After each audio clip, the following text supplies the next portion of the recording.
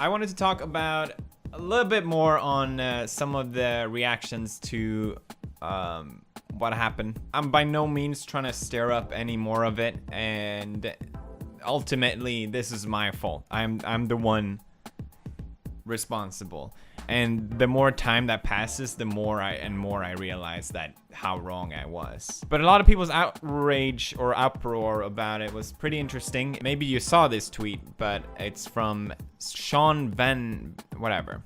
We're filing a DMCA takedown of PewDiePie's Firewatch content and any future Campo Santo games. Followed by, there's a bit of leeway you have to have with the internet when you wake up every day and make video games. There's also a breaking point. I'm sick of this child getting more and more chances to make money of what we make. For those of you who don't know, a DMCA claim is basically a copyright strike. It's like a legal action towards your channel. It's a pretty big deal. If I get more than 3 of them, then my channel will shut down. So you could say this is an attack on me, my livelihood. So it seemed more than just grandstanding. This seems more like an attack to me. He also followed with, I urge other developers and will be reaching out to folks much larger than us to cut him off from the content that has made him a millionaire. So basically urging other people to do the same. I don't know. A lot of people aren't really sure about Let's Plays. It's sort of like a gray area in legal terms, because it's not like we own the game. We don't own direct license to it, and I don't think technically we can sell the video with us in it. And there hasn't really been a trial that tests this as well. There hasn't really been a trial that confirms, yes, Let's Plays are protected by fair use.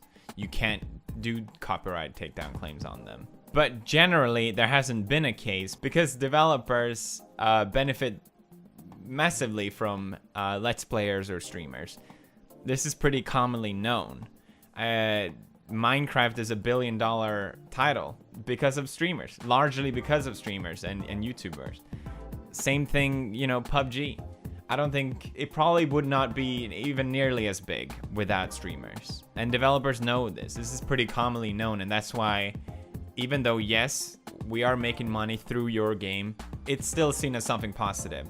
But it is sort of interesting to me, this case in particular, because Sean's game is very much probably the most linear game in question, you know. Out of all games that could have been talked about, you know, it's to me it's really interesting how a game like Firewatch talks about this in a way like this, because Firewatch is an extremely linear game. It's almost like a walking simulator. It's not a bad game, I quite enjoyed it, but arguably, if you play Call of Duty and someone else play Call of Duty, you're gonna get a completely different experience almost no matter what. But if you play Firewatch, you're probably gonna have the exact same experience no matter who plays it. So you could say, okay, well, what's the difference between playing the game yourself rather than just watching someone else play it then? And yeah, no, it's a fair point. And I think especially with Firewatch in mind. Personally, I think either way is wrong. You're bringing in more attention to the game. People generally want to play the games themselves almost no matter what. Even games that are pretty much just story-based, where you click through and read, people want to play themselves. And Firewatch, compared to other walking simulators like The Walking Dead or Life is Strange, doesn't really have choices that leads to different outcomes or different endings. So it is very much on the line. And I think there was some controversy as well with this game in the past, because people refunded the game because it was so short and they didn't like the ending. And people were streaming it, so they were just worried that people were just watching it instead of buying it. So I think it's, you know, out of all people to come out and make a statement like this, I think it's interesting that this is the developer that did it. That's pretty much my point here. Furthermore, we're complicit, and I'm sure we made money off the 5.7 million views that video has, and that's something for us to think about. Now, let's get into the meat of this. A lot of people are saying, I've seen a lot of tweets saying, they're not abusing copyright laws, Let's Plays, because Let's Plays aren't fair use. Get over it. I can't say for certainty that it is protected against fair use. but I'm fairly certain, and most legal expert would say the same. There are some arguments against it, but if you watch my video, you know that I'm adding my commentary to it. I'm giving my insight to it. Whoever watches me play it is gonna experience it differently than anyone that plays it themselves. That's just how it is. There was an interesting article about this as well, saying, having seen some of PewDiePie's Firewatch Let's Play video, it definitely would appear to be protected by fair use. The fact that Venomman directly and publicly admits that he's not taking the video down for any valid copyright reason, but rather because he thinks PewDiePie is a propagator of despicable garbage, doesn't help Venomman's case at all. Rather, it gives PewDiePie a lot more leverage to claim that any such takedown would be abusive and possibly even a violation of DMCA's against misrepresentations. I've also seen other legal experts claiming that the video isn't protected by fair use. Let's Plays aren't protected by fair use. No one can really say for certain. That's why it's a gray area. There are other legal experts saying that Let's Plays aren't legal, Firewatch DMCAs are legal, devs can easily destroy YouTube channel, and the law isn't how you want it. Listen here. The thing though that a lot of people pointed out shortly after these tweets were made was that they have a stream policy on their website. This is literally, if you go to firewatchgame.com/about, it says, can I stream this game? Can I make money off of those streams? Yes. We love that people stream and share their experience in the game. You are free to monetize your videos as well. So people pointed this out, but there's still arguments against, saying it doesn't matter because Let's Plays still aren't fair use, so they can do whatever they want. And I would agree, because basically Sean said he will strike down any one of my future Let's Plays and the past one. But the thing is, that doesn't mean he can go back and revoke from the old one. Do you know what I'm saying? Basically, Sean has the right to strike any video that I upload from this point because he's publicly said that that's what he's gonna do. But you can't retroactively go and say, you know what, I'm revoking this license because you are a racist garbage or whatever. That's not how DMCA work. And I'm pretty sure that that form of selection bias is not gonna hold up in court. Imagine if I made some artwork and I told people, hey, you're free to use this artwork. Go ahead, everyone.